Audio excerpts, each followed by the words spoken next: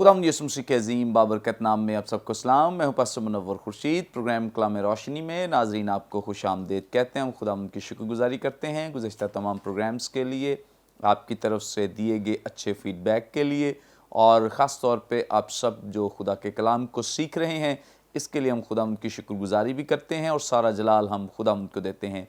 नाजरीन, आज ये तीसरे सीज़न का 54वां प्रोग्राम है जिसमें हम खुदा के कलाम की सच्चाइयों को सीखेंगे, जानेंगे। आज जिन खुदाम ने हमें ज्वाइन किया है, मुख्तसरन तारफ़ इनका आपके साथ करवाते चलें।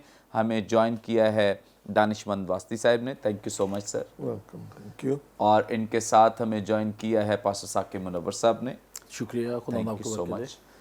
नाज़रीन, इससे पहले कि हम आज के इस मतन की तिलावत करें, मैं रिक्वेस्ट करूँगा पास्टर साकिब मुनव्वर साहब से प्लीज़ दुआ में रहनुमाई करें।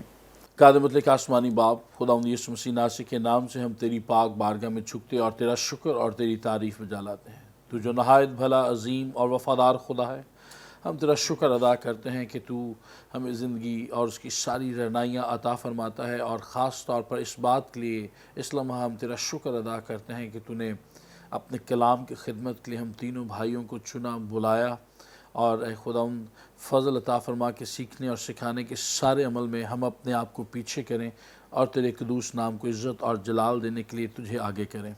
ऐ खुदा रूह कुद्स, हम तेरे हुज़ूर झुक जाते हैं। आ और हमारे अज़हान पर अपने तसल्लुत को कायम कर, ताकि सुनने वाली जानों के लिए हम तेरे वो टूल, वो ज़रिया बन जाए जिनसे इन ज़िंदगियों में बरकत आए, सलामती आए, और तेरे कलाम की तफसीर और तशरीह जो है वो इनकी ज़िंदगियों में घर करती चली जाए, और ये तेरे कलाम को और ज़्यादा करीब से जाने। और जब ये तेरे कलाम को जाने तो दरअसल ये तुझसे वाक़फ़ियत हासिल करते हैं और फिर तेरे साथ एक गहरे शख्सी ताल्लुक़ में आए, जो है खुदा तू दरअसल ख़ुद भी चाहता है। हमारी इस रफ़ाकत, इस सारी इबादत और इस सारे प्रोग्राम के लिए हम दिल से तेरा शुक्र और तेरी तारीफ़ अदा करते हैं।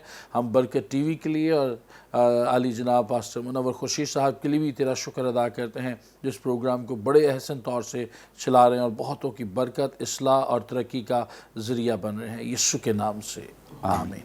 Thank you so much. नाजरीन, कलाम मुक़द्दस में से अपनी रहनुमाई के लिए हम पढ़ेंगे नए अहदनामे में से मुक़द्दस लूका की मारिफत लिखी गई इंजील, इसका 6 बाब 17वीं आयत से लेकर 21वीं आयत तक। खुदा उनके ज़िंदगी बख्श पाक कलाम में यूँ मरकूम है, और वो उनके साथ उतरकर हमवार जगह पर खड़ा हुआ, और उसके शागिर्दों की बड़ी जमात और लोगों की बड़ी भीड़ वहाँ थी, जो सारे यहूदिया और यरूशलेम, सूर और सैदा के बाहरी किनारे से उसकी सुनने और अपनी बीमारियों से शिफा पाने के लिए उसके पास आई थी। और जो नापाक रूहों से दुख पाते थे वो अच्छे किए गए, और सब लोग उसे छूने की कोशिश करते थे, क्योंकि कुव्वत उससे निकलती और सबको शिफा बख्शती थी। फिर उसने अपने शागिर्दों की तरफ नज़र करके कहा, मुबारक हो तुम जो गरीब हो, क्योंकि खुदा की बादशाही तुम्हारी है। मुबारक हो तुम जो अब भूखे हो, क्योंकि आसूदा होगे। मुबारक हो तुम जो अब रोते हो, क्योंकि हंसोगे। कलाम मुक़द्दस के पढ़े सुने जाने पे खुदा उनकी बरकत हो, आमीन। नाज़रीन, कलाम मुक़द्दस का ये हिस्सा जो भी हमारे सामने तिलावत किया गया है, चूँकि ये हिस्सा हमें मुक़द्दस मत्ती की मारिफत लिखे गए इंजीली बयान में भी मिलता है, जिसको हम पहाड़ी वाज के नाम से जानते हैं, और मुक़द्दस लूका ने भी इस हिस्से को बयान किया है। सो हम इसकी डिटेल भी आज सीखेंगे, जानेंगे। ईमान है खुदावंद आज इस प्रोग्राम के वसीले से आपको बहुत ब्लेस करेगा, बड़ी बरकत देगा। सबसे पहले हम दानिशमंद वास्ती साहब से जानेंगे। दानिशमंद वास्ती साहब, आप हमारी रहनुमाई फरमाएं। मुक़द्दस मत्ती जब इस वाक़े का आगाज़ करते हैं तो 5वें बाब की पहली आयत में लिखते हैं कि वो इस भीड़ को देखकर पहाड़ पर चढ़ गया। और मुक़द्दस लूका जब बयान करते हैं तो इससे पहले चूँकि ये सिलसिला 12वीं आयत से शुरू होता है, जहाँ पर लिखा है उन दिनों में ऐसा हुआ कि वो पहाड़ पर दुआ करने को निकला। 17वीं आयत में लिखा है, जो भी हमने तिलावत भी की है, पढ़ी है, यहाँ पे लिखा है, और वो उनके साथ उतर कर हमवार जगह पर खड़ा हुआ। ये इसमें क्या सदाकत हो सकती है, क्या राज, क्या भेद पेनहा है कि मुक़द्दस मत्ती बयान करते हैं पहाड़ी वास पहाड़ पर कहा गया है, मुक़द्दस लूका बयान कर रहे हैं कि वो हमवार जगह पर खड़ा हुआ है। बता दीजिए प्लीज।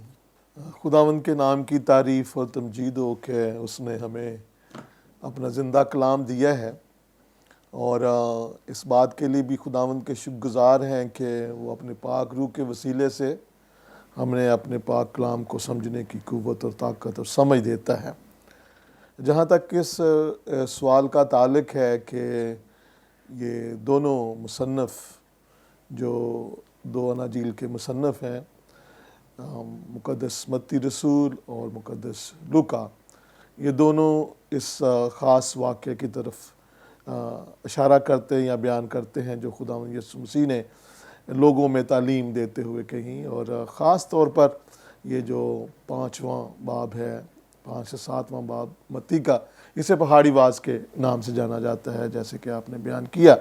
اور اسی طرح سے جب ہم مقدس لوکا کی انجیل کو پڑھتے ہیں 6 باب کی، خاص طور پر آپ نے بیان کیا کہ 12ویں آیت سے آن ورڈ، تو ہم دیکھتے ہیں کہ خداوند یسوع مسیح پہاڑ پہ ایک بڑا کام ہے، اور وہ یہ ہے کہ خداوند یسوع مسیح دعا کرتے ہیں، اور دعا کرنے کے بعد انہوں نے لکھا ہے کہ پوری رات وہاں پہ گزار دی، اور اس کے بعد ایک میں سمجھتا ہوں کہ تاریخی واقعہ ہے، اور وہ کیا ہے کہ خداوند یسوع مسیح نے اپنے 12 شاگردوں کو چنا، مقرر کیا، اور پھر انہیں لقب بھی دیا، شاگردوں کا لقب دیا، رسولوں کا لقب دیا، اور وہ رسول جو ہیں بعد میں اس ساری خدمت کو جو کہ خداوند یسوع مسیح نے ان کے سپرد کی، جس کو ہم ارشاد اعظم کے نام سے جان کر آگے دیکھیں، خداوند یسوع مسیح نے ان کو بھیجا، اور انہوں نے اس وقت کی پہلی صدی میں اس وقت کی جو نون ورلڈ تھی اس میں خداوند یسوع مسیح کے پیغام کو پہنچا دیا۔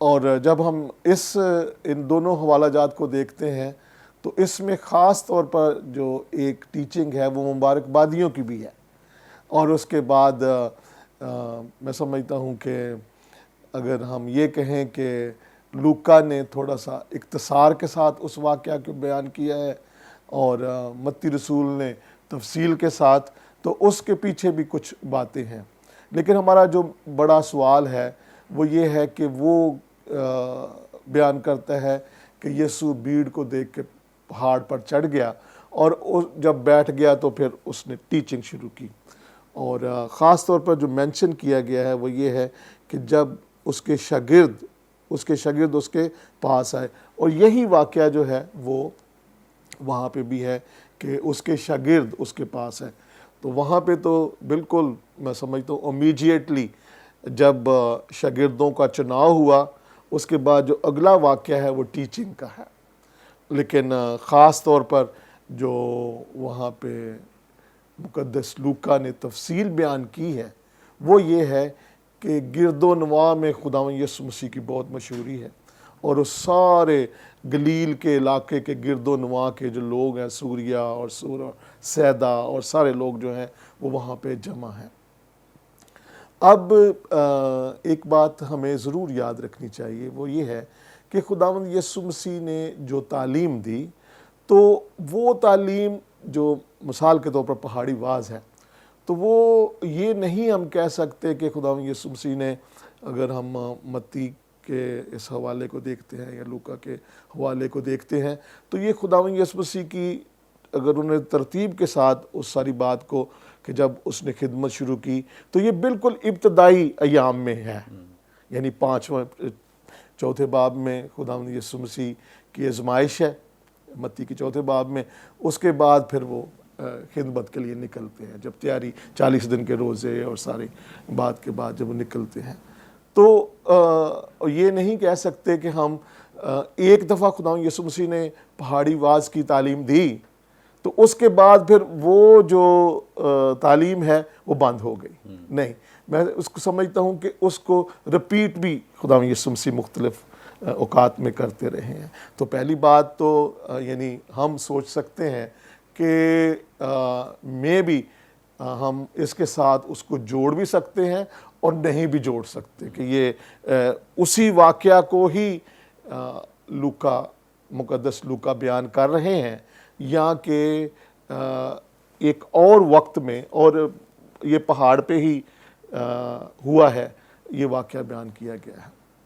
دوسری بات جو میں سمجھتا ہوں وہ یہ ہے کہ پہاڑ پہ چڑھنا جو ہے متی جو بیان کرتا ہے، تو اس کا مطلب یہ ہے کہ وہ ایک خاص جگہ ہے جہاں پہ چڑھنا ہے چڑھنے کے تعلق سے، لیکن اس کے بعد چڑھنے کے بعد شاید وہاں پہ کچھ ہموار جگہ بھی ہے، ٹھیک ہے۔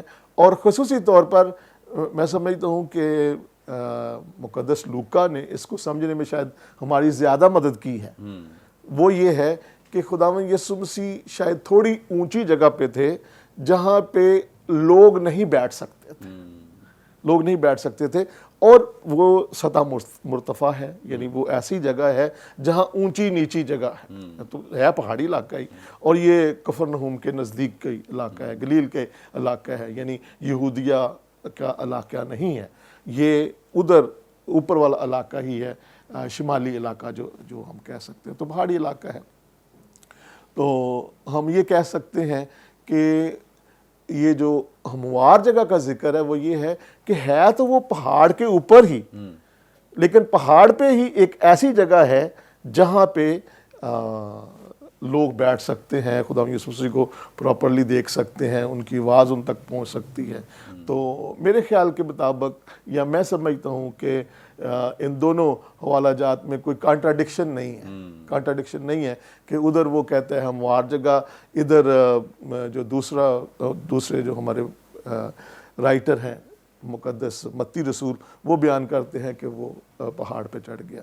تو اس کے بعد دوسری جو خاص باتیں اس کے تعلق سے ہم دیکھ سکتے ہیں وہ یہ ہے کہ ہر ایک نے، اگر ہم اسی کو لیں کہ یہ دونوں اسی واقعہ کو ہی بیان کر رہے ہیں، یا اسی پریچنگ کو، اسی ٹیچنگ کو بیان کر رہے ہیں جو ایک وقت میں خداوند یسوع مسیح نے پہاڑ پر دی، تو جیسے میں نے کہا کہ مقدس لوکا جو ہے وہ اس کا مختصر بیان کرتا ہے، جبکہ اس میں صرف آیات ہیں جو کہ چھٹے باب میں ہی ختم ہو جاتی ہیں، 12ویں آیت سے لے کر باب کے آخر تک وہ باب اینڈ ہوتا ہے، اور باب کے اینڈ میں بلکہ لکھا یہ گیا ہوا ہے کہ خداوند یسوع مسیح جب اپنی ساری تعلیم کو ختم کر چکا، اور اسی طرح سے یہ 3 ابواب ہیں، 5، 6 اور 7، 5واں، 6واں اور 7واں باب، اور 7ویں باب کی آخری آیت جو ہے متی رسول کی انجیل کی، وہ اسی بات کو ہی بیان کرتی ہے کہ خداوند یسوع مسیح وائنڈ اپ کرتے ہیں کہ انہوں نے وہ جو ساری تعلیم تھی اس تعلق سے جو وہ اس دن دینا چاہتے تھے یا بیان کرنا چاہتے تھے، اس کو ختم کیا۔ تو خداوند کا شکر ہو کہ ہم اس ساری تعلیم میں اس لحاظ سے اس بات کو دیکھتے ہیں کہ دونوں مصنفین جو ہیں وہ اپنے انداز سے جو بیان کرنا چاہتے ہیں، جو ان کا موٹیو ہے کلام کو پیش کرنے کا یا خدا یسوع مسیح کی زندگی کے بارے میں بیان کرنے کا، وہ اپنا انداز ہے۔ چونکہ خصوصی طور پر متی رسول جو ہے اس نے یہودیوں کے تعلق سے اس انجیل کو لکھا، تو اس نے خاص طور پر شریعت کی تشریح کی ہے، لا کو بیان کیا ہے، جبکہ اس طرف جو مقدس لوکا ہیں وہ اس بات کو نہیں چھیڑتے جو خاص طور پر شریعت کے تعلق سے باتیں ہیں، کیونکہ ان کے جو آڈینس تھے، جو سننے والے تھے، خاص طور پر جو سیکھنا چاہتے تھے، جن کو وہ لکھ رہے تھے، وہ یونانی لوگ تھے، غیر قوم لوگ تھے، جو کہ شاید ابھی تک اس لا کو، شریعت کو نہیں جانتے۔ تھینک یو سو مچ، بڑی خوبصورت بابرکت باتیں، اور خاص طور پہ جو سوال کیا گیا بڑا زبردست اس کا جواب ہے کہ دونوں باتوں میں کسی طرح کا کوئی تضاد نہیں ہے۔ مقدس متی نے کہا ہے کہ خداوند یسوع مسیح پہاڑ پر چڑھ گئے ہیں، اور مقدس لوکا اس بات کو بیان کریں کہ وہ پہاڑ سے ہموار جگہ پہ آ گئے ہیں۔ پہاڑ سے اترنے کا ذکر نہیں ہے، بلکہ پہاڑ پر ہی ایک ہموار جگہ ہے۔ مقدس متی بھی اسی طرف اشارہ کر رہے ہیں، چونکہ اگر وہ کہہ رہے ہیں پہاڑ پر چڑھ کر، تو چونکہ پہاڑوں پر ایسی بھی جگہیں موجود ہیں جہاں پر بیٹھا نہیں جا سکتا ہے، تو خداوند یسوع مسیح نے کسی ایسی جگہ کا انتخاب کیا ہوگا جہاں پہ لوگ بھی بیٹھ سکیں، اور ان کے شاگرد اور خود بھی وہ بیٹھ کر وہاں پہ ٹیچ کر سکیں، پریچ کر سکیں، کیونکہ یہودیوں کا جو انداز تھا پریچ کرنے کا، کلام کی جو وضاحت کرنے کا یا تفسیر کرنے کا، وہ ہمیشہ بیٹھ کر تفسیر کیا کرتے تھے، اور تلاوت ہمیشہ کھڑے ہو کر کرتے تھے، لیکن اس کو جو پریچ کرنا ہے وہ ہمیشہ بیٹھ کر کرتے تھے، اس لیے خداوند یسوع مسیح یہاں بیٹھ کر ان کو پریچ بھی کر رہے ہیں، تعلیم بھی. لیکن یہ بات درست ہے کہ وہ کوئی ہموار جگہ ہوگی، کیونکہ عام طور پہ پہاڑ پہ اگر بیٹھنا مشکل ہے تو کسی ایسی جگہ کا انتخاب کیا گیا ہے پہاڑ پر بھی جہاں پہ لوگ آسانی سے بیٹھ گئے ہیں. آگے بڑھیں گے اور ہم جانیں گے پاسٹر ثاقب منور صاحب سے. پاسٹر صاحب آپ ہماری رہنمائی فرمائیں. یہ 17ویں آیت سے لے کر 19ویں آیت تک ایک سلسلہ بیان کیا گیا ہے لوگوں کے تعلق سے کہ لوگ مختلف علاقوں سے خداوند یسوع مسیح کے پاس آ رہے ہیں، شفا پا رہے ہیں، اور کئی بیماریاں ہیں، کئی بدرو گرفتہ ہیں، اور بہت سارے پرابلمز کے ساتھ خداوند یسوع مسیح کے پاس آتے ہیں، لیکن ٹھیک ہو کے جا رہے ہیں. کوئی ایسا نہیں ہے جس کو خداوند یسوع مسیح نے خالی ہاتھ لوٹا دیا ہے. اچھا، اتنے لوگوں کو خداوند یسوع مسیح نے ٹھیک کیا ہے، تندرست کیا ہے، لیکن حیرانی کی بات یہ ہے کہ اعمال کی کتاب میں جب ایماندار اکٹھے ہوتے ہیں، ان کا شمار ہوتا ہے تو صرف اور صرف 120 کے علاوہ کوئی نہیں ملا ہے. تو کدھر گئے ہیں یہ سارے شفا پانے والے، شفا کے بھوکے پیاسے؟ یہ لوگ کدھر ہیں؟ بڑا ہی خوبصورت آپ نے سوال کیا، اور عمومی طور پہ جب ہم اس حوالے کا، اس متن کا مطالعہ کرتے ہیں تو ہمیں اس بات کو واقعی سمجھنے کی بھی ضرورت ہے. اور پھر اس کا جو اطلاق ہے کنٹمپریری ورلڈ یا کنٹمپریری جو پریچرز ہیں ان کے ساتھ تو بڑا ہی زبردست ہے. مثلا عصر حاضر کے ساتھ جب ہم بات کریں تو یہ ہمیں زیادہ وضاحت بھی عطا فرماتی ہے. ایک بات ہے جسے میں ابتدائی کے طور پر بیان کرتے ہوئے آگے بڑھوں گا. بعض اوقات ہم بہت سارے اچھے کام جو ہیں وہ بھی غلط نیت کے ساتھ کر رہے ہوتے ہیں، بیڈ انٹینشنز کے ساتھ کرتے ہیں. یہاں پر جو ہم اگر آیت مبارکہ کا مطالعہ کریں، 17ویں آیت کا جو آخری حصہ ہے تو وہاں پر لکھا ہے بحری کنارے سے اس کی سننے، دوسرا ہے اپنی بیماریوں سے شفا پانے. دو طرح کے گروہ یا دو طرح کے لوگ جو ہیں وہ ہمیں یہاں پر نظر آتے ہیں، خدا کے کلام کو سننے والے، اور دوسرے ہیں شفا پانے والے. تو پہلی بات تو یہ عرض کروں بڑی عاجزی اور سادگی کے ساتھ کہ لوکا، مقدس لوکا، اسے یہاں پر ہی ڈفرینشیٹ کر رہے ہیں، فرق اس کو کر رہے ہیں، ممتاز کر رہے ہیں دوسروں سے.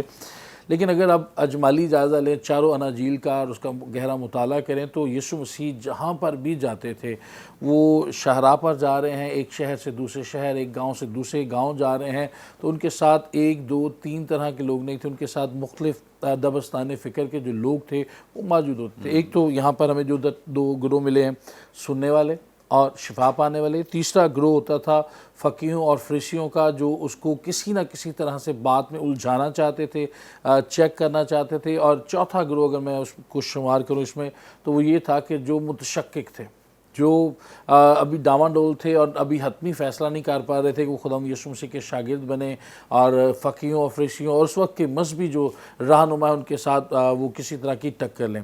تو پہلی بات تو یہ ہمیں یہاں پر نظر آتی ہے. تو یہ یسوع مسیح کے گروہ میں لوگ شامل ہوتے تھے. لیکن یہاں پر شفا کے تعلق سے بھی آئے ہیں اور اس لیے ڈفرینشیٹ ہو گیا. کلام سننے والے کم ہیں. اسے اگر ابھی آج کے دور میں اس کا اطلاق کریں تو آج بھی جب آپ دعائیہ محافل کا، مقدس اجتماعات کا آپ انعقاد کرتے ہیں تو دعا کرنے والے لوگ شاید آپ کو 1 درجن کے لگ بھگ ملیں. ہاں، شفا پانے کے لیے آپ بڑا کروسیڈ کر لیں، آپ بڑے سیمینار کر لیں، میں ان کے خلاف نہیں ہوں، لیکن میں جسٹ ایگزامپل دے رہا ہوں. تو لوگ جوک در جوک آئیں گے کیونکہ وہ صرف اپنا مقصد حاصل کرنا چاہتے ہیں. اس دنیا میں آج بھی ایسے لوگ موجود ہیں جو صرف اپنی شفا، اپنی غرض، اپنی تمنا، اپنا معجزہ یا اپنے کسی ذاتی اغراض اور مقاصد کے تحت ہی خدا یسوع مسیح کے پاس آتے ہیں. ایسے بہت سارے لوگ ہیں جو صرف چرچ بھی اس بنا پر آتے ہیں کہ ہمیں جنت مل جائے گی، ہمیں خدا کے ساتھ ابدیت میں وقت گزارنے کا موقع مل جائے گا. ایسے لوگ بھی ہیں جو پراسپیرٹی گاسپل کے حامی ہیں کہ ہم یسوع مسیح کو قبول کریں گے تو ہمیں یسوع مسیح برکت دے گا، ہماری آنکھوں کے آنسو پہنچے جائیں گے، ہمارے درد ختم ہو جائیں گے، ہماری پریشانیاں ختم ہو جائیں گے، ہمارے قرضے اتر جائیں گے. لیکن ایسا نہیں ہے. سنجیدہ جو طالب علم ہیں بائبل مقدس کے، اور وہ لوگ جو واقعی یسوع مسیح کو پیار کرتے ہیں، وہ لوگ جو واقعی خدا کے ساتھ گہرا تعلق رکھتے ہیں، جسے ہم انٹیمیٹ ریلیشن کہتے ہیں خدا کے ساتھ، اگر وہ تعلق رکھتے ہیں تو وہ پہلے لوگ ہیں جن کا ذکر یہاں پر بھی اتفاقیہ طور پر ترتیب میں پہلے ہے کہ وہ اس کی سننے آئے تھے. تو کلام سننے کا، شفا پانے کا یا کسی بھی طرح سے ایمان میں آگے بڑھنے کے 3 سٹیپ جو میں نے سیکھے ہیں وہ میں بڑی عاجزی کے ساتھ گوش گزار کرنا چاہوں گا. اور وہ یہ ہے، ہم پہلا کام یہ کرتے ہیں وہ ریسیو، سنتے ہیں، قبول کرتے ہیں. دوسرا ہے बिलीव, हम उस पर ईमान रखते हैं। खाली सुनना ही बात काफ़ी नहीं है, रिसीव, बिलीव और थर्ड है कंसीव, हम उसे अपने अंदर उतारते हैं, लेते हैं। और जब उसको अपने अंदर उतार लेते हैं तो फिर चौथा है इतलाक, एप्लीकेशन का, वो है अप्लाई करना। जो हमने सुना है, बिलीव किया है, कंसीव किया है, हम उसे अप्लाई करते हैं और उससे हम वाकई इस दुनिया में चिराग की तरह, नमक की तरह खुदा के नाम को इज़्ज़त और जलाल देने का सबब बनते हैं। 120 की जो जमात थी वो वाकई खुदा से प्यार करने वाले थे और वहाँ पर वो सारे के सारे एक दिल, एक रूह में दुआ में मशगूल थे और ये लोग शिफा के गर्ज तक थे। लेकिन हाँ, हम ये देखते हैं कि इन 12 को चुना गया, जिनमें से बाद में एक को ख़ुद से उसने छोड़ दिया अपने आप को, या वो उसने यीशु को दगा दी, यीशु को बेचा और उसने अपने आप को फांसी दे दी। लेकिन 12वां जगह वहाँ पर फिल हुई तो 12 लोगों ने 10-10 लोगों को, एटलीस्ट 12 को मल्टीप्लाई करें 10 के साथ तो 120 की जमात बनती है जो 120 की तरफ लाती है। तो ये इस बात का भी पेश ख़ैमा है, या इस बात का भी इस्ताराती तौर पर पैगाम पेश करती है कि अगर इन 12 शागिर्दों ने यीशु मसीह की तालीमात को आगे मुख्तलिफ लोगों तक पहुँचाया और एक शख्स के साथ अगर हम 10 जोड़ते हैं या नथी करते हैं तो 10 लोगों तक पहुँचा, तो आज के दौर में मुझे और आपको जो सुन रहे हैं और जो देख रहे हैं और हम जो यहाँ पर बैठे हैं, हमें ये लाजम है कि हम शागिर्दियत के काम को फ़रोग़ दें। हम तहसील इल्म के साथ आगे इसको बढ़ाएं भी और शागिर्दियत के काम को फ़रोग़ दें। और फिर देख लें, उन्हीं 12 नहीं है, इन्हीं 120 ने सारी दुनिया को अपसाइड डाउन कर दिया और आज सारी दुनिया में मसीहत जो है वो एक बहुत बड़े मज़हब के तौर पर भी जानी जाती है, अगर हम इसे मज़हब कहें तो ये मामला है कि बहुत कम लोग हैं जो वाकई खुदा के साथ दुख में, तकलीफ़ में, सुख में, जो हम इसको अगले सेशन में भी जानेंगे, जुड़ते हैं, साथ रहते हैं, वगरना बाकी लोग सिर्फ अपनी ज़ात के महवर तक ही खुदा के पास आते हैं। Thank you so much. बड़ी खूबसूरत बातें जो पास्टर साकिब साहब ने हमारे साथ शेयर की हैं। उस वक्त भी ऐसा ही था और आज भी ऐसा ही है। बहुत सारे शिफा पाने वाले, बहुत सारे दुनियावी लालच के तहत लोग खुदावंद यीशु मसीह के पास उस वक्त भी आते रहे और अपनी गर्ज पूरी हो जाने के बाद वो भूल जाते थे और वो नहीं जानते थे, अपने मौजज़े को हासिल करने के लिए खुदावंद यीशु मसीह के पीछे चलते थे। जैसे कफरनहूम की एक बहुत बड़ी एग्जाम्पल हमारे पास है। कफरनहूम में खुदावंद यीशु मसीह ने सबसे ज़्यादा मौजज़ात किए हैं, सबसे ज़्यादा शिफा का काम किया है और वहाँ से सिर्फ 5 जानें बची हैं। इसके अलावा पूरे का पूरा शहर खुदावंद यीशु मसीह ने इसके लिए नबूवत की पेशगोई की कि ये शहर जो है ये ज़मीन बोस हो जाएगा और वाकई ऐसा हुआ। कुछ सालों के बाद ये पूरे का पूरा शहर जो है ये ख़त्म हो गया और आज भी वहाँ पर कोई नहीं बसता है, इसलिए क्योंकि ये सिर्फ मौजज़ात वाले हैं। आज भी बहुत सारे लोग सिर्फ मौजज़ों के पीछे भागते हैं, लेकिन हकीकी जो मौजज़ा ज़िंदगी में होना चाहिए, हकीकी जो हमें साल्वेशन या निजात हमें हासिल करनी, उसके पीछे बहुत कम लोग हैं। बहुत कम लोग कलाम सीखना चाहते हैं, बहुत कम लोग दुआ में बढ़ना चाहते हैं, बहुत कम लोग रास्तबाजी में तरक्की करना चाहते हैं, मोहब्बत में बढ़ना चाहते हैं। ज़्यादातर लोग सिर्फ कोई वीज़ा लेना चाहता है, कोई अंदर कोई बाहर जाना चाहता है, कोई ना कोई हमारा लालच, कोई ना कोई हमारा ऐसा मकसद है जो हमारे बदन से ताल्लुक़ रखता है, हमारी जिस्मानी ख्वाहिशात से ताल्लुक़ रखता है। इसलिए ईमानदारों की जमात बहुत कम निकली। बहुत बड़ी तादाद में खुदावंद यीशु मसीह ने लोगों को शिफा दी, बड़े पैमाने पे काम किया, लेकिन उनमें से ईमानदार सिर्फ 120 निकले। सो आज भी बहुत सारे लोग सिर्फ जिस्मानी लालच की वजह से खिदमत करते या इबादत करते या चर्च जाते या ये कन्वेंशंस, क्रूसेड्स वगैरह में जाते। लेकिन अच्छा ये है कि आज जितने लोगों तक ये पैगाम पहुंच रहा है, आप अपने अंदर एक बड़ी तब्दीली लाएं कि आपने आइंदा के बाद जिस्मानी चीज़ों के लिए खुदावंद के पीछे नहीं चलना, बल्कि हमारी निगाह हमेशा रूहानी चीज़ों पर लगी रहनी चाहिए। और आप देख लें, जितने लोगों की निगाहें आसमानी चीज़ों पर लगी थी वही सक्सेसफुल हैं, वही कामयाब हैं। बाकी सब यहाँ पे रह जाते हैं और तबाह बर्बाद हो जाते हैं। लेकिन आसमानी मुकामों पे सिर्फ वो जा सकते हैं जिनकी निगाहें आसमानी चीज़ों पर लगी हैं। सो हमें दुनियावी चीज़ों से अपनी निगाहें हटाकर आसमानी चीज़ों की तरफ अपनी निगाहें लगानी है, ताकि हर तरह का लालच, फरेब हम में से जाता रहे। नाज़रीन, यहाँ पे वक्त एक ब्रेक का, हम लेंगे एक शॉर्ट ब्रेक। हमारे साथ रहिए, देखते रहिए प्रोग्राम कलाम में रोशनी।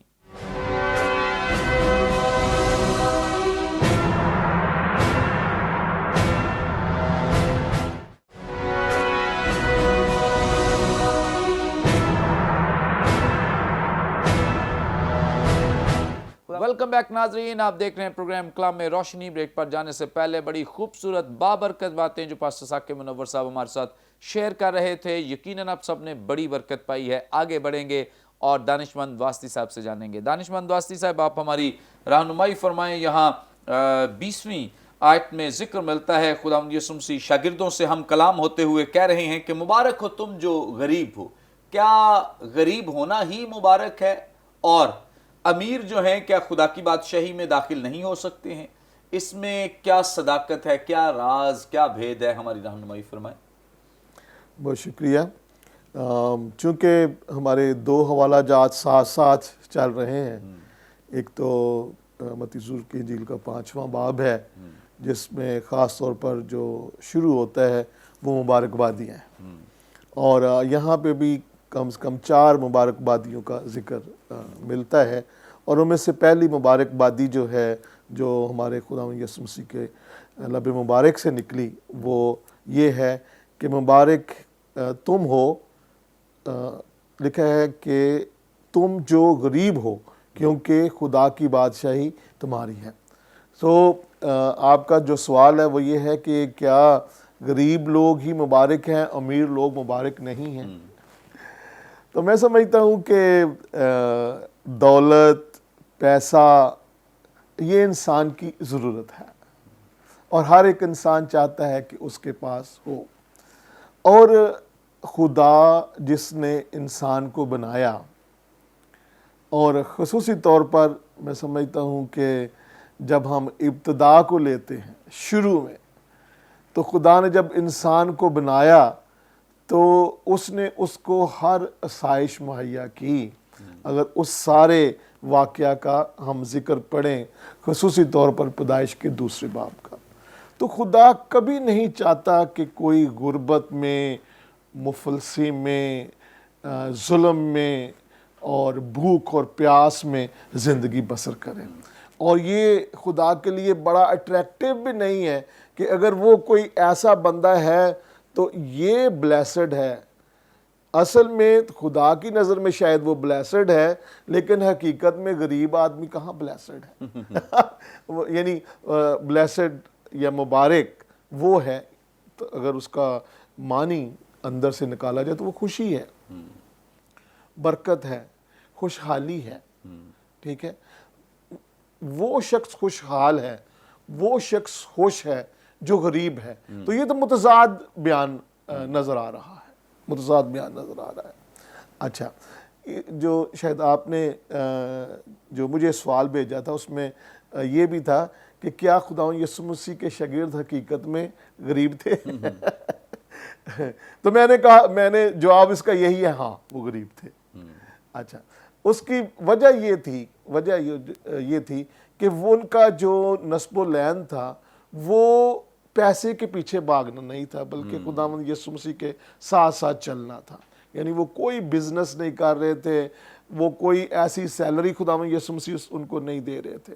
और इसका शायद जिक्र जो है वो हमें लूका बयान भी कर देता है। आइए ज़रा निकालें मुक़द्दस लूका की मार्फत लिखी गई इंजील और उसका 18वां बाब। तो यहाँ पे अगर हम ख़ुसूसी तौर पर 28वीं आयत को पढ़ें तो खुदावंद यीशु मसीह इसी बात को बयान कर रहे हैं कि दौलतमंद जो है वो खुदा की बादशाही में दाखिल नहीं होंगे। तो पतरस चूँकि सबसे ज़्यादा बोलता था, वो बोला है। अब खुदावंद यीशु मसीह से कह रहा है कि अच्छा मेरी बात तो सुनो। 28वीं आयत में लिखा है, पतरस ने कहा, देख हम तो अपना घर बार छोड़कर तेरे पीछे हो लिए हैं। उसने उनसे कहा, मैं तुमसे सच कहता हूँ कि ऐसा कोई नहीं जिसने घर या बीवी या भाइयों या माँ बाप या बच्चों को खुदा की बादशाही की खातिर छोड़ दिया हो, इस ज़माने में कई गुना ज़्यादा ना पाए और फिर आने वाले आलम में हमेशा की ज़िंदगी का जिक्र किया गया। सो बज़ाहिर पतरस ने थोड़ा सा बयान कर दिया कि हमारे पास भी तो कुछ नहीं है, तो हम तो सीधे सीधे जाएंगे। इसका मतलब जो आप सोच रहे हो कि दौलतमंद का खुदा की बादशाही में जाना मुश्किल है, اس سے مراد میں سمجھتا ہوں جو سمجھنے والی بات ہے وہ یہ ہے کہ آپ کے پاس اچھا گھر ہونا، آپ کے پاس ہر دنیا کی آسائش ہونا کوئی بری بات نہیں ہے، لیکن جب یہ چیزیں، یہ دولت اور دولت کے پیچھے بھاگنا اس لحاظ سے کہ میں بہت سارا حاصل کر لوں، اور یہ چیز حائل ہو جاتی ہے آپ کا خدا کے ساتھ وہ رشتہ جو قائم تھا یا جو ہونے والا رشتہ ہو سکتا ہے اس میں حائل ہو جاتی ہے، تو پھر اس صورت میں آپ خدا کے قریب نہیں، دولت خدا کے قریب نہیں بلکہ خدا سے دور لے جاتی ہے۔ ایک چھوٹا سا واقعہ ہے، میرا پرسنل ہے، اور مجھے 1985 میں، شاید آپ بہت چھوٹے ہوں گے اس وقت، مجھے موقع ملا کہ میں کوریا جاؤں، اور جب میں وہاں پہ گیا تو چند جگہوں پہ انہوں نے ہمیں وزٹ کرایا۔ جو پریئر موومنٹ تھی، دعائیہ جو تحریک تھی، اس وقت میں سمجھتا عروج پہ تھی، عروج پہ۔ خیر ایک سیمنری میں انہوں نے ہمیں وزٹ کروایا، تو ادھر گئے تو جو کچھ تو کلاسز ہو رہی ہیں جو فری نوجوان لڑکے لڑکیاں تھیں وہ دعا کر رہے ہیں، دعا شور ڈالا ہوا ہے، شور ڈالا ہوا ہے۔ بلکہ شروع کچھ سال پہلے تو جب سارے مل کر دعا کرتے تھے تو وہ کہہ دیتے تھے کورین سٹائل دعا کریں، یعنی سارے مل کر، یعنی وہ ادھر سے لوگوں نے سیکھا شاید، جو کچھ بھی تھا۔ اینی ایک جس چرچ میں ہمیں بلایا گیا تھا ان سے بات ہو رہی تھی، اور ایک ٹیسٹ منی ہے، وہ یہ ہے کہ صبح 4 بجے عبادت ہوتی تھی۔ صبح 4 بجے جب عبادت ہوتی تھی تو 4 بجے، پونے 4 بجے تک لوگ وہاں پہنچے ہوتے تھے، اندھیرا ہلکا ہلکا اندھیرا ہوتا تھا۔ تو ہمیں جو بندہ جگاتا تھا وہ 3:30 بجے ٹیلی فون کر دیتا تھا ایک ہوٹل میں کہ نیچے آ جائیں جی، ٹائم ہو گیا اب جانا ہے۔ تو میں نے ایک سوال کیا، میں نے کہا کہ یہ پریئر موومنٹ جو ہے آپ کی اسی طرح ہے اور لوگ اسی طرح سے چرچ آتے ہیں؟ تو انہوں نے کہا کہ نہیں، اب کچھ سال پہلے جو تحریک تھی اب وہ نہیں رہی، لوگوں میں وہ نہیں ہے۔ میں نے کہا وجہ؟ کہ لوگوں کے پاس پیسہ آ گیا ہے، اب لوگ سنڈے کو پکنک منانے کے لیے چلے جاتے ہیں، اب بچوں کی ریفریشمنٹ کے لیے چلے جاتے ہیں۔ تو وہ چیزیں کئی دفعہ حائل ہو جاتی ہیں۔ یہ چیزیں بری نہیں ہیں، بچوں کی ریفریشمنٹ کروانا یا سیر کرنے کے لیے جانا، آپ کے پاس خدا وسائل دیتا ہے تو آپ کریں، لیکن جب یہ چیزیں آپ کی خدا کے ساتھ تعلق میں حائل ہو جاتی ہیں، لالچ دولت کے لیے خدا اور آپ کے رشتے میں حائل ہو جاتا ہے، وہ چیزیں آپ کو دوسری طرف گناہ کی طرف لے جاتی ہیں، تو اس صورت میں خدا کی بادشاہی میں داخل ہونا مشکل اس لحاظ سے ہو جاتا ہے، اس بنا پہ نہیں کہ آپ کے پاس اچھا گھر ہے یا آپ کے پاس اچھی گاڑی ہے یا آپ ایک اچھی زندگی بسر کر رہے ہیں۔ تھینک یو سو مچ، بڑی ہی خوبصورتی کے ساتھ اس ڈیٹیل کو ہمارے ساتھ شیئر کیا ہے دانشمند صاحب نے، اور یقیناً دولت کا ہونا، روپے پیسے کا ہونا بری چیز نہیں۔ جن کے پاس وسائل ہیں، ذرائع ہیں، خداوند انہیں بلیس کرے اور بلیس کرے اور برکت دے۔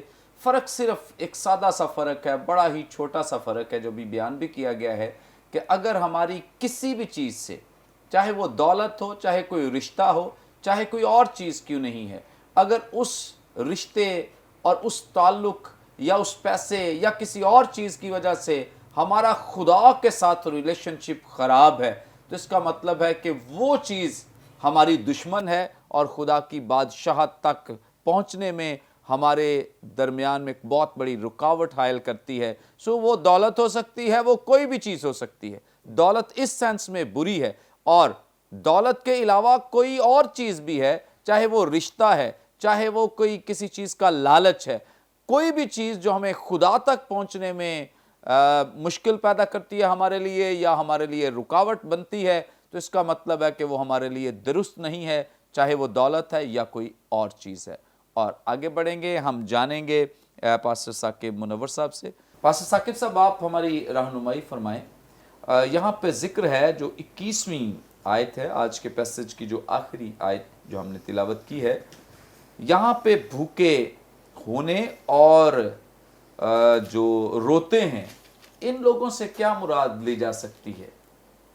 اس کی وضاحت فرما دیں پلیز. بہت شکریہ ایک بار پھر اس اچھے سوال کے لیے. اور پہلے تو میں یہ بڑی عرضی کے ساتھ عرض کرنا چاہوں گا کلام روشنی ایک ایسا پروگرام ہے جسے لوگ بڑی شدت کے ساتھ سنتے ہیں اور منتظر رہتے ہیں کہ کب اگلا پروگرام لگے, اور اس طرح کے بہت سارے سوالوں اور پھر اس طرح کے جوابات اور تفسیر کے ذریعے سے جب ان تک ان کے تشنگی جو ہے وہ پوری کی جاتی ہے تو وہ لوگ آسودہ ہوتے ہیں اور خدا کو عزت اور جلال ملتا ہے, اور کلیسیا پاکستان بالخصوص اور کلیسیا عالمگیر بالعموم ترقی پا رہی ہے. یہاں پر ایک بات تو یہ ہے کہ لا آف ریپیٹیشن ہمیں نظر آتا ہے. ہم اپنے اس پروگرام کے ابتدائی ہی سے یہ بات کر رہے ہیں کہ ہمیں اس کا منظرنامہ یا پس منظر جو ہے وہ متی کی انجیل کے 5ویں باب میں بھی ملتا ہے, جسے ہم بی ایٹیٹیوڈز یا مبارک بادیوں کے نام سے جانتے ہیں. پھر انہی باتوں کو یہاں پر بھی دہرایا گیا ہے. یہ تو ایک خوبصورت بات ہے کہ ایک اچھا جو استاد ہے, ایک اچھا ربی ہے یا ایک اچھا رہنما اور پاسبان ہے, وہ کسی اچھی بات کو بار بار دہراتا ہے. اور میں اکثر اس کی وضاحت اس طرح کی مثال سے دیتا ہوں کہ آپ نے کسی دیوار پر اگر کوئی تصویر لگانی ہے تو وہ ہتھوڑے کو جب آپ کیل پر مارتے ہیں تو ایک ضرب سے کبھی وہ کیل جو ہے وہ وہاں پہ پیوستہ نہیں ہوگا. آپ کو اس کے لیے چند ضربیں لگانی پڑتی ہیں اور بار بار لگانی پڑتی ہیں. جب چند ضربیں لگانے کے بعد وہ کیل پکڑ لیتا ہے, دیوار میں مضبوطی کے ساتھ پیوست ہو جاتا ہے, پھر آپ اس پر کوئی تصویر یا کوئی چیز لٹکاتے ہیں تو وہ مضبوط ہوتی ہے اور آنے جانے والے اسے دیکھتے ہیں اور خوبصورتی کا اظہار کرتے ہیں یا خوبصورتی کی تعریف کرتے ہیں. یہاں پر بھی ایک بار نہیں, 2 بار نہیں, 3 بار نہیں, 4 بار مبارک کا لفظ استعمال کیا گیا. تو بائبل مقدس میں تھیولوجی کی جب ہم بات کرتے ہیں تو لا آف ریپیٹیشن بڑا ضروری ہے. ویسے تو میں یہ بھی بیلنس کرنے کے لیے یہ ضرور بات کرنا چاہوں گا کہ اگر کسی جگہ کوئی ایک ہی دفعہ بات کہی گئی ہے تو بائبل مقدس میں وہ بھی اتنی اہمیت کی حامل ہے جتنی کہ بائبل مقدس کے دیگر الفاظ ہیں یا دیگر آیات بھی ہیں. اگر کسی جگہ ایک جگہ پر بھی بائبل مقدس میں بات کی گئی ہے تو وہ بھی اتنی ہی امپورٹنٹ, اتنی ہی ضروری ہے جتنی کہ کسی اور جگہ پر اسے دہرایا گیا ہے یا اس سے کہیں زیادہ میں بار بار وہ تعلیم ملتی ہے. لیکن جب کوئی بات بار بار دہرائی جائے تو وہ زیادہ خاص ہوتی ہے, خصوصی نوعیت کی ہوتی ہے اور توجہ دلائی جاتی ہے کہ اس پر غور کیا جائے. بڑے بزرگ بھی ہمارے یہی کرتے ہیں بار بار, جسے ہم اپنے پلے باندھ لیں, اسے اپنے ساتھ نتھی کر لیں, تو یہ بات ہے. تو لفظ مبارک جو ہے وہ بڑا غور طلب ہے. جب ہم اگلے آیات کا مطالعہ کرتے ہیں تو 4 اگر مبارکبادیاں ہیں یا 4 مرتبہ مبارک کا لفظ استعمال ہوا تو 4 ہی مرتبہ افسوس بھی کیا گیا ہے. اسے میں تھوڑی سی آزادانہ تشریح کے ساتھ بات کروں تو دنیا میں 4 دنیا کی سمتیں ہیں, مشرق, مغرب, شمال اور جنوب. تو یہ عالمگیر پیغام کو بھی اس تناظر میں پیش کرتے ہیں. میں اس کی آزادانہ تشریح کر رہا ہوں, لیکن لفظ مبارک پر بڑا غور جو ہے وہ اور زور بھی ہے اور غور بھی کرنے کی ضرورت ہے. اگر مبارک لفظ کا عبرانی آپ مطلب دیکھیں تو اس کا مطلب ہے, اسے کہا جاتا ہے باراک. اور باراک جو لفظ نکلا ہے وہ اس طرح سے, اس کے پیچھے جو ریزن ہے وہ یہ ہے کہ ایک اونٹ جو ہے صحرائی جانور ہے, تو اونٹ جو ہے وہ جب کسی کنویں سے یا کسی جگہ سے اسے پانی ملتا ہے تو وہ گھٹنے جھکا کر, اپنی گردن جھکا کر پانی پیتا ہے اور پھر پانی پینے کے بعد اوپر کو گردن کرتا ہے اور پانی اپنے اندر سٹور کرتا ہے. تو وہ اونٹ پانی پینے کے بعد کافی لمبا عرصہ اپنے اندر پانی کو سٹور کر لیتا ہے. تو ایسے شخص کو مبارک کہا گیا ہے, یا اگر اس لفظ سے ہم اس بات کو جوڑیں تو وہ شخص جو خدا کے حضوری میں جھک کر, اپنا سر جھکا کر, 2 زانو ہو کر خدا سے برکت حاصل کرتا ہے, خدا کے حضوری میں رہتا ہے اور پھر اس کا انحصار خدا کی طرف لگا رہتا ہے, وہ کافی عرصہ محفوظ رہتا ہے یا لمبے عرصے تک محفوظ رہتا ہے. اس لیے ہم اپنی دعاؤں کا آغاز جو ہے دیکھتے ہیں کہ ہم صبح دعا کرتے ہیں. اگر یہودی پس منظر میں جائیں تو وہ 3 بار دعا کرتے تھے. داؤد کہتا ہے میں دن میں 7 بار تیری تعریف کرتا ہوں تاکہ خدا سے مسلسل وہ روحانی اور جسمانی قوت پاتا رہے. اور ایسے شخص کو مبارک آ گیا جس کا تعلق ہمیشہ خدا کے ساتھ جڑا رہتا ہے. اور پیدائش کی کتاب میں بھی دیکھیں تو خدا آدم کے ساتھ ٹھنڈے وقتوں میں اس کے ساتھ رفاقت رکھتا تھا.